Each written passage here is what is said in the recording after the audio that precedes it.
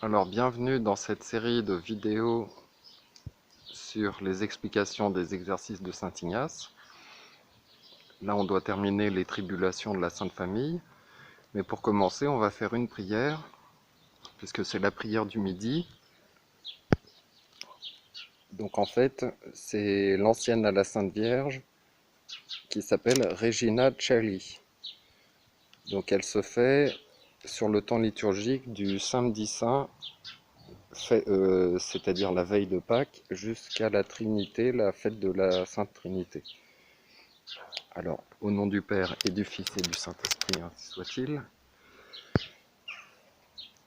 Reine du ciel, réjouissez-vous, Alléluia, car celui qu'il vous a été donné de porter, Alléluia, est ressuscité comme il l'a dit, Alléluia. Priez Dieu pour nous, Alléluia. Réjouissez-vous et soyez dans l'allégresse, Vierge Marie, Alléluia, parce que le Seigneur est vraiment ressuscité, Alléluia. Prions. Ô Dieu qui avez daigné réjouir le monde par la résurrection de notre Seigneur Jésus-Christ, votre Fils, faites, nous vous en supplions, qu'aidés par sa mère la Vierge Marie, nous arrivions à la possession des joies de la vie éternelle, par le même Jésus-Christ notre Seigneur, ainsi soit-il. Au nom du Père et du Fils et du Saint-Esprit, ainsi soit-il. Donc la vidéo précédente, on s'était arrêté au fait que Jésus était soumis à ses parents, disent les Écritures. Donc, on voit que Jésus, en tant que Dieu, obéit à Marie. On voit que Marie, qui est reine de l'univers, elle obéit à Joseph, qui est un homme plus ordinaire. C'est un saint Joseph, mais il est quand même né avec le péché originel, même si il n'a jamais péché de sa vie. Et donc on voit cette vertu qu'il y a dans Dieu d'obéissance. Alors à 12 ans, Dieu fait une épreuve pour les parents de lâcher leur enfant quand il est perdu et retrouvé au temple 3 jours après.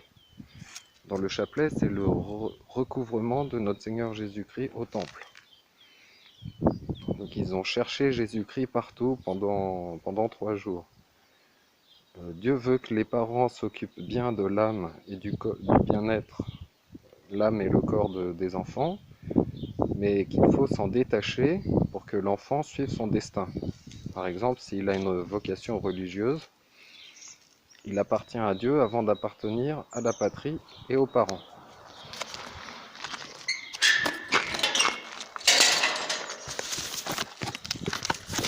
Donc le Fils de Dieu a choisi ce qu'il y a de mieux pour lui, sa mère et son père virginal.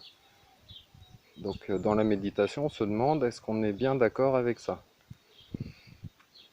Et en fait, il a choisi cette vie de pauvreté parce qu'il y a plus de mérite. Donc il a choisi le plan B, après la chute d'Adam et Ève. Parce qu'il y a plus de sainteté que avant la chute d'Adam et Ève, c'était la voie de l'innocence.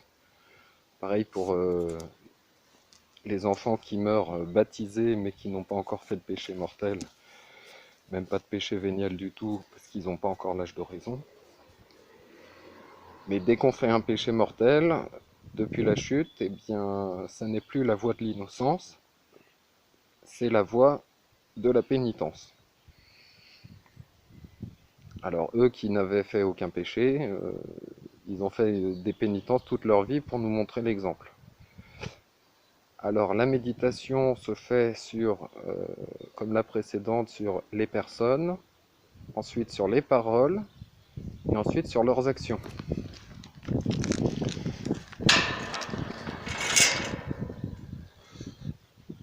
Donc dans le prélude, il y a la composition du lieu.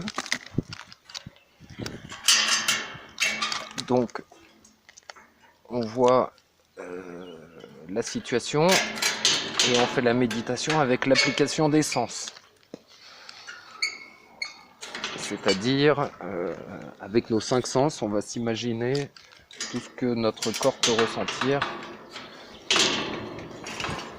pour bien s'imprégner des lieux. Donc, premièrement, donc on va faire l'oraison préparatoire comme d'habitude.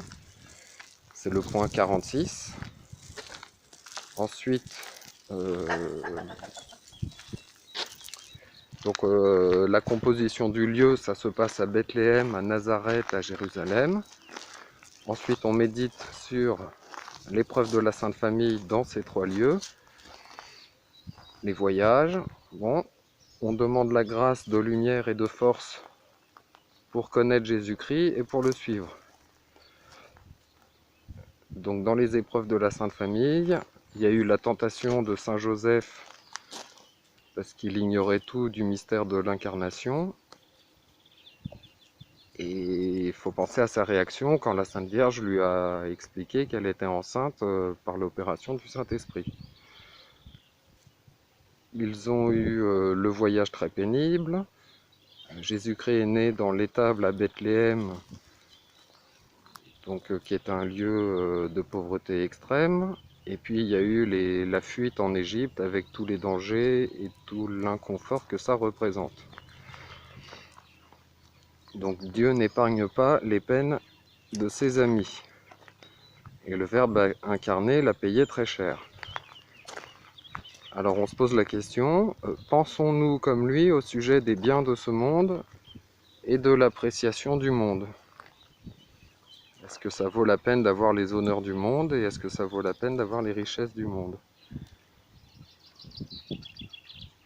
Ensuite, autre méditation, Jésus pendant 30 ans a fait son devoir d'État très humble.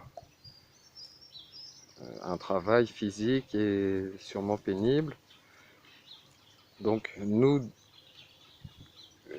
concernant en fait dans nos vies, que faire ici-bas? Qu'est-ce qui est le plus important si ça n'est que la volonté du bon Dieu? Donc peu importe notre devoir d'État, notre façon de gagner notre vie, est-ce qu'on est prêt à réformer nos idées là-dessus? Quand on voit l'exemple de Jésus qui s'est condamné pendant 30 ans à cette vie très humble et de travail. Ensuite, autre méditation, au temple, quand Jésus a 12 ans, il faut se souvenir que donc, si Dieu nous appelle à le servir, personne ne peut nous en empêcher.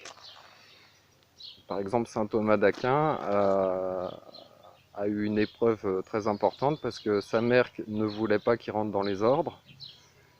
Donc elle a envoyé une femme publique pour lui tendre un piège, pour qu'il fasse un péché et qu'il n'aille pas dans les ordres religieux. Mais bon, par la grâce de Dieu, saint Thomas a reçu la grâce de résister et de servir le bon Dieu. Ensuite,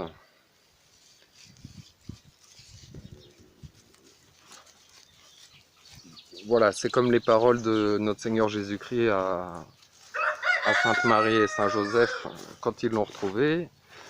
Il leur a dit, mais ne savez-vous pas que je me dois aux affaires de mon Père?